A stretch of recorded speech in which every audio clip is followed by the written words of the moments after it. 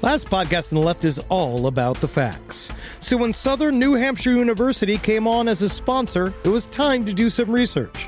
Turns out they offer more than 200 online degree programs, and get this, criminal justice and psychology are some of the most popular. Classes have no set meeting times, and tuition rates are some of the lowest in the U.S. Want to learn even more about SNHU? Visit snhu.edu/last. Insurance isn't one size fits all. That's why drivers have trusted Progressive's Name Your Price tool for years. Just tell Progressive what you want to pay, and they'll show you coverage options that fit your budget. Visit Progressive.com to find a car insurance rate that works for you. Progressive Casualty Insurance Company and Affiliates. Price and coverage match limited by state law. There's no place to escape to. This is the last podcast. On the left. That's when the cannibalism started. What was that?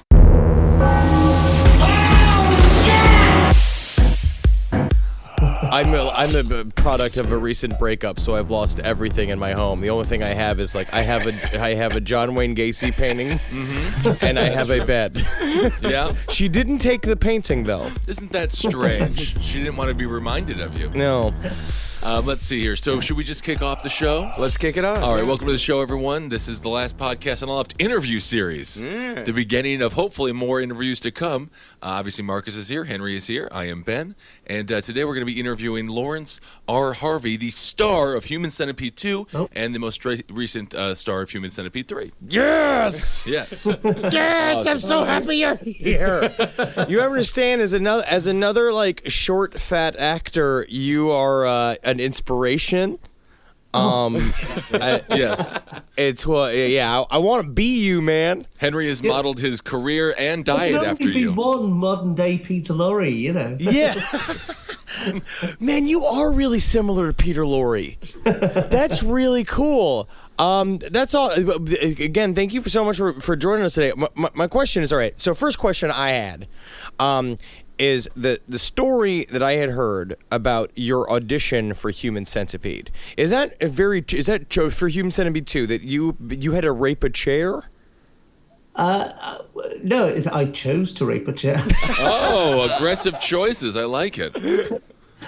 Well, it's, Tom wants me to play certain scenes, and they were getting more and more extreme. And then he said, show us how you would do the rape scene, and or would you like to attempt the rape scene? And I said, yeah, sure, why not? And then, because I come from a performance art background in which we often use kind of inanimate objects as kind of stand-ins for people. Right. I just flipped this chair over. It's about the right height, and it's not as embarrassing as thrusting into thin air. So yeah, I went for it. That's awesome. It's a lucky chair. You know, so a lot of chairs just wake up and they're like, well, I'm going to work today and hopefully somebody has sex with me. And this chair had its dream come true, which is amazing. That's how I start every day. Yeah, absolutely. So you have a performance arts background. Did you ever expect to become such an iconic character in this niche market about ass-to-mouth horror movies? Well, honestly, because we talked about after Human Centipede 2 is that like you became an immediate sort of horror, like it's an immediate horror character you can recognize. Yeah, Martin was awesome. Yeah. Thank you. Well, I always I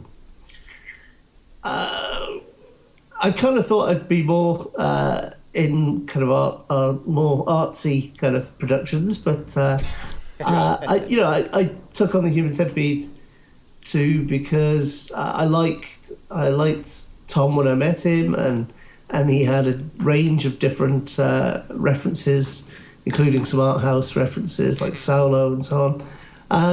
And so I do think that the Human Centipede 2 is a kind of it's an artsy film. It's like but in a more kind of undergroundy way, like Eraserhead or Thundercrack or something like that, So it's we talked about it when I first saw it. The first thing that popped into my head was that it is a commentary on horror movies in general.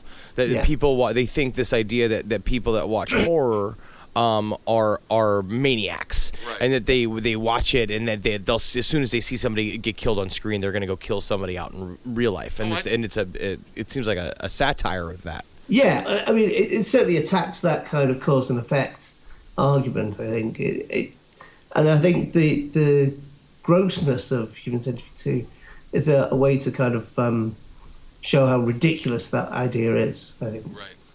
I had another question. Okay, so you started doing performing arts. So you were a theater person. So performance arts. So you were. I come from a fine art background. That's amazing. So how did you decide to jump from doing theater to film? Was it just art to film? Well, explain to me. What's the difference then? Well, I started out as a painter. Okay. And then was kind of influenced by people like Spalding Gray and Laurie Anderson and so on. And then started doing kind of art performances in galleries and so on. And then artists that I was working with started doing characters for children's TV. So then I got into children's TV. Perfect. In the mid-90s, just after I left college. And then from there, I then got an agent, and then I started doing theatre and short films. And then, a decade later, I'm doing the Human Centipede 2. Right. Yeah, exactly. I understand. I feel like that is what's happened to my career as well. At one point, I was doing, I did a couple commercials just because I have big tits, like on my body. And it was like I walk into a room and the idea is that my body was painted, and then I lift my tits, but there's a hole underneath the tits. And so when I walked in and I had the biggest tits in the room, I felt like a pretty lady for the first time. It must be nice, Laurence, to get interviewed by somebody who has a more controversial career than your own, which is really nice. That's incredible. So Martin was such an iconic character. The way that you were able to, the way you pulled off the kills, you just remembered the look, the image. What were you thinking going into that character to make him stand out and make him so memorable? In the way that, Jason, when you see Jason walking, it's Jason, Michael Myers, you really put yourself in that level of you transform physically into a very horrific character. Yeah, well, I mean, because of the casting, Tom had said he didn't want Martin to talk very much. I ended up not talking, and then Tom reworked the script so there was no dialogue in it. And so I started approaching Martin as trying to have a weight to him and a kind of... in order to have this little guy kill these people, you have to kind of make him somehow threatening and a presence. So therefore I used stillness, and I was thinking about Martin as a kind of this immovable force, or so he's the Terminator in his own way. a chubby little Terminator. There's no stopping him. He's once he's got an idea in his head, he's gonna go for it. Right. Are you happy now doing because I'm sure that Human Centipede now has opened these doors to all these other horror films that you're doing now. Like looking at your list, it seems because you also worked on a film that'll be coming out at some point, probably in 2016, Frankenstein Created Bikers, made for the makers of Dear God No, which was awesome. But are you happy now being in the genre? Because once horror gets you, it's like they keep you. Yeah, well, I'm happy. Well, the genre's always been one of my favourites anyway, so I kind of grew up with it and so on. So I'm happy with that, but I'd like to do stuff outside of the genre as well. Yeah. The first film I did after Human Centipede 2 was a documentary about the artist Stuart Sherman called Spectacle. It's my friend Robin Deacon directed the documentary. And then, the rest of it has just been based on who's interesting to work with that I've met, and luckily I've been asked to do some great films by people that I find interesting, like Astron 6, like the Dear God No guys. Even though Dear God No is like a bullets and boobs and gore kind of thing. The guys there really care about film and care about film culture. And James is just such a brilliant. You can talk to him about any aspect of film. He's a big Bergman fan, and he's a big sex cinema of the 70s fan, so. But I feel like if you are it's a range. Yeah, if you're a fan of Grindhouse, because that's what Dear God No is. Dear God No is just a perfectly made homage to Grindhouse films. Yeah. And they all kind of have to have a background in understanding a lot of different type of film because it's all referential. Yeah, yeah.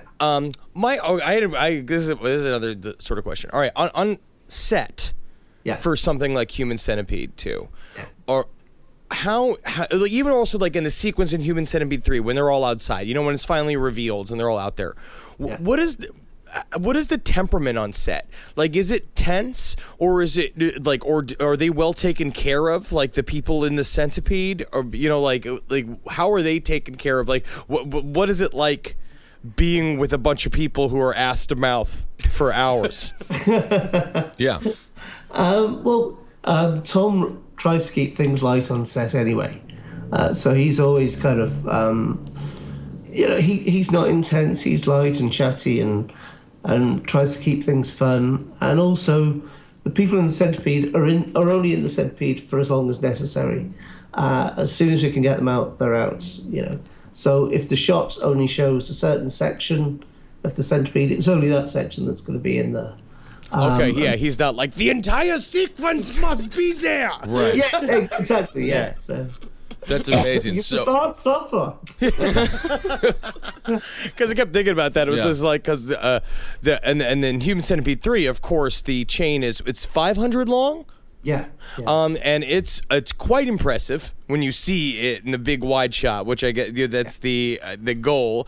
And I was just thinking about it. It's like, man, I just mean being a big man, just strapped to the ass of another big man for like 6 hours. I was just be like, But enough about your sexual fantasies. Yeah, exactly. I was rock hard the entire time. I don't know how you were able to be on set and not get fully aroused, Lawrence. That is some hot stuff. There's no doubt about that.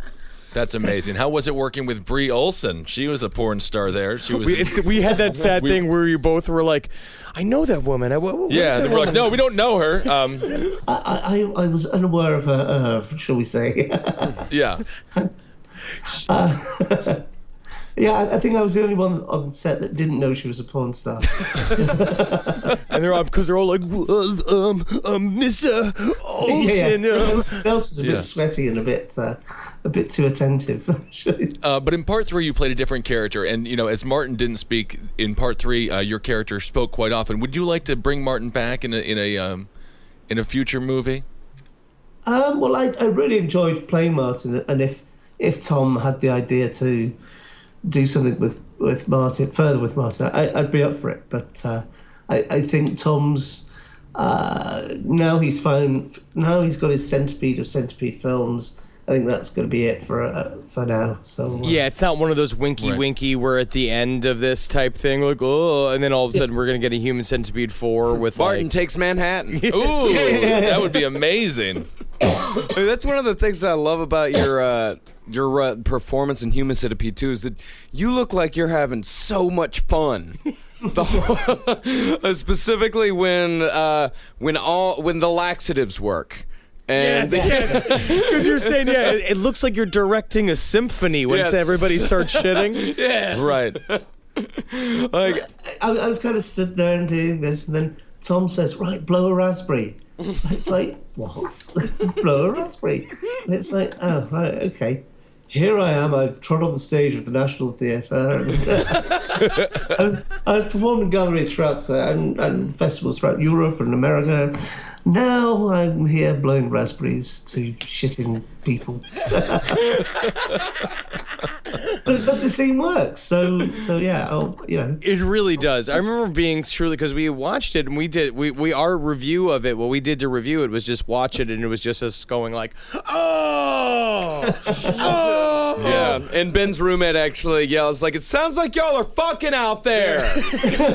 Yeah, he doesn't know what sex sounds like. That should never sound like people watching Human Centipede 2. I'll tell you that. You're doing something wrong if your sex sounds like that. What's the poop made of? There's so much poop in these movies. There must be a big poop budget. On 2, Because we had this girl who was a vegan who only ate dried food, not cooked food. Really? Is she a Pomeranian? That's a dog, isn't it? Yeah. She made this kind of concoction of like hazelnut spread and Ooh, Lord. it was various kind of nuts and chocolates and Oh, kind of sounds very good, cream. actually. It was good. Yeah, it was good. So, Yeah, because I was. everyone kept eating it, you know. So actors were getting in trouble for digging into the poop? Yeah, where's the poop? We need to make more poop. What would you guys? But so again, like on set, would you say like the feces? Were they trying to be nice, or was it just being like, we need more shit? No, shit. Yeah. Shit. Yeah. Yeah, and when the laxative works and it goes through the last girl, the actress Emma. I can't. Oh man. When it goes through the last actress Emma, the special effects guy have this kind of cannon effect. So it had this cannon next to her, like underneath her, and it goes splat against the wall. Yeah. And that was the shit cannon. So everything was called the shit something. That's great. Where's the tub of shit? Where's the shit spoon? Where's the... Yeah, I mean, at some point you must get fairly desensitized to the work that you're doing, and everything just becomes normal. The shit cannon and all those things. Yeah, well, you know. Also, we had a great DOP who, whenever I was before the camera, he'd always say, "Put a little bit more shit round his mouth, please." Just very super polite. Like, I'm sorry, but if you can have just a bit about his lips, that'd be great. If you could eat somebody's shit, whose shit would you eat? This has been Henry's big question that he's been sitting on. I'm surprised you waited this long to ask it, Henry. Who's your idol? This is my teen beat. This is my teen beat question for you. If you could eat someone's shit, who would it be? Oh. Only if they I'd eat my girlfriend's shit if she shat golden nuggets. Yeah. Oh, there we go. That's a perfect really answer. That's really beautiful. And she's just off camera. She's like, thank you. Thank you so much for saying that. How was working with Dieter Laser? And he gets quite dramatic in Human Centipede 3. What was happening in Human Centipede 3? What was his direction for his character? Bigger. Yeah. Oh, you could tell that. It was definitely bigger. That was it. Well, Tom, as he did with me during part 2, Tom worked out a lot of the character with Dieter before we arrived on set, kind of thing. So Dieter had this all kind of worked out, which like every single scene, or how he was going to perform every scene, and it was basically like this force of nature going through. Yes, I could because I've been in things like that where you watch them and I was like, they are all just getting out of Dieter's way. It's like, here comes Dieter. I was just like, as soon as he walked in, I was like, all right, here he comes. But as you go through the scenes, you see that it's like a tag. We're like a tag team. Everybody's acting styles against Dieter's. As one person comes in, Eric Roberts versus Dieter, then Sado versus Dieter, then me versus Dieter. Honestly, you come out great in that movie. Like a really good, in terms of we always get our fun looks when I have to be like, it's like he is the emotional center of Human Centipede 3, and he's just like it's a lot of fun. Yeah, absolutely. It was 3 was a very, very, very fun movie for sure. Different. This is the problem. I'm single. Of castration. A lot of castration in part 3. Castrate them. Yeah, if you only see one laugh-along film about male castration, and this year, go see Human Centipede 3. That's the tag.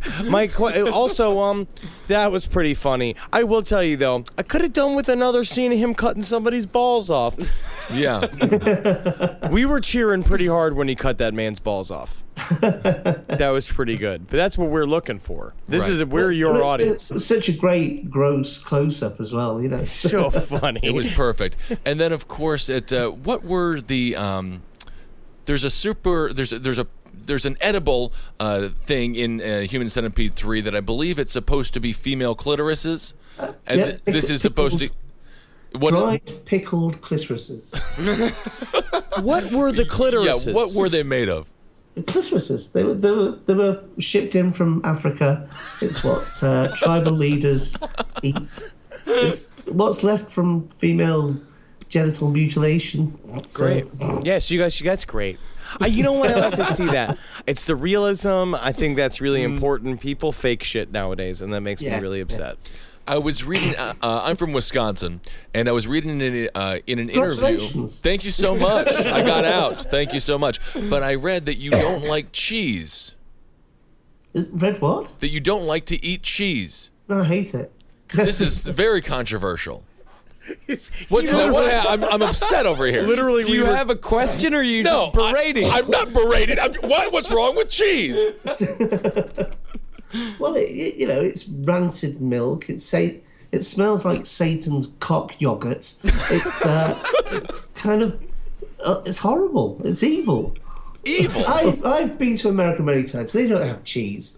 They're plastic that they chuck on top of burgers. That's not cheese. It's a country built on cheese. No, France is a country built on cheese. Holland's a country built on cheese. America.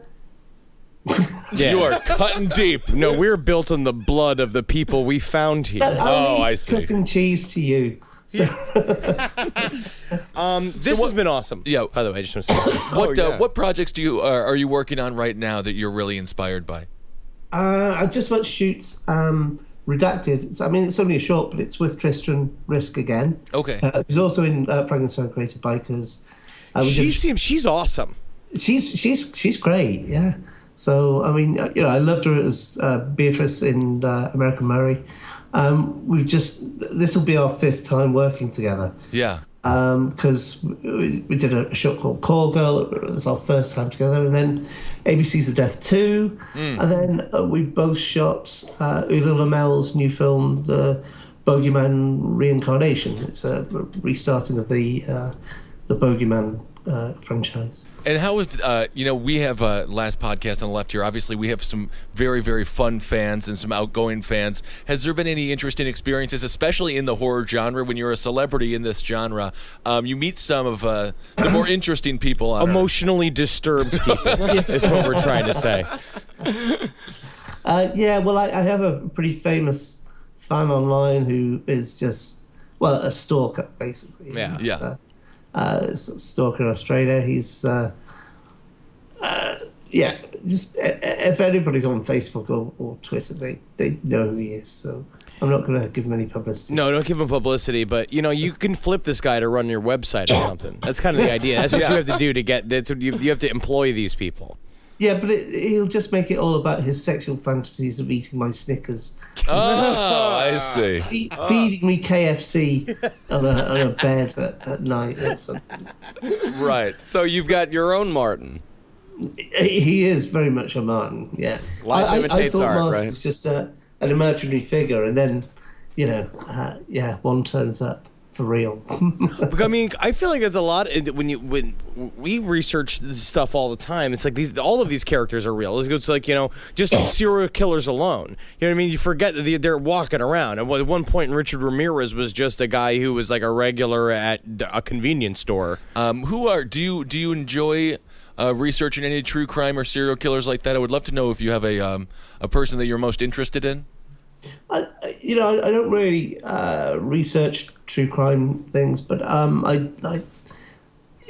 are certain cases that I find interesting, like the Fred and Rose West case in the UK, and also the Japanese cannibal who ate his girlfriend ate his Dutch girlfriend when they were both studying at the Sorbonne. Yes, and then they did that Vice documentary about him, which was really excellent. He's meant to be in jail, and then because his dad works for Mazda or one of the big Japanese car companies, he gets them transferred to Japan, and then he's supposed to be in an asylum, and then they release him, and now he's a celebrity. So Wow, he's famous. But what doesn't show you love somebody? He wrote a cooking book. Yeah. He did? Oh, yeah. And there's comic books and stuff based on his life, and then he did this thing where he was having sex with a porn star for 3 days for this reality television show where a guy hangs out with a porn star for 3 days, and in the end, they told her who he was, and she started crying and stuff, and because it's like Japanese television, they're all like, oh, they just love it, and they think it's hilarious. Different kind of humor. Very similar to ours. Yeah, I guess so. All right. Well, I think. Is there any other questions, Henry? This is great. I really I like seeing the inside world of this because I know like a lot of times people get like all weird about Human Centipede films, but I think they understand it's like they have references. And they are made by people that are not a bunch of maniacs. It's like it's artists at work that are trying something. Yeah, I mean, the first time I met Tom, and seeing the references to Saulo and 70s policiers in Human Centipede 1, and just talking to him, he's so widely read and sort of knows a wide range of cinema, and the same with James on Frankenstein Created Bikers. These are interesting films made by people that are interesting and committed to making art. Yeah. So Yeah. it may be gross, offensive, and disgusting art, but Yeah. Yeah, it's rock and roll, man. hey, that's fun. Exactly. I'm just hungry for that poop. Yeah, I'm gonna go get Nutella and almonds and all that. Yeah, I just want to get a big tube of Nutella and to choke on it at the airport. Yeah. Maybe you could get into that business. The Martin sells poop sticks. Don't do that, That would man. be amazing. Martin's poop sticks. Don't start shilling it out, man. Stay Huge. pure. It's just Nutella and nuts. Anyway, thank you so much for being here, Laurence. We really appreciate it. And amazing work. Thanks for being such an incredible actor and willing to take the risks that you did in Human Centipede 2 and 3. Thank you. And you definitely the modern day Peter Lorre. That's right on the money. Yeah, again, thank you, man. Hail Satan. Thank you for joining us. Thanks, Laurence. Okay. Thanks. Okay. Bye. Bye.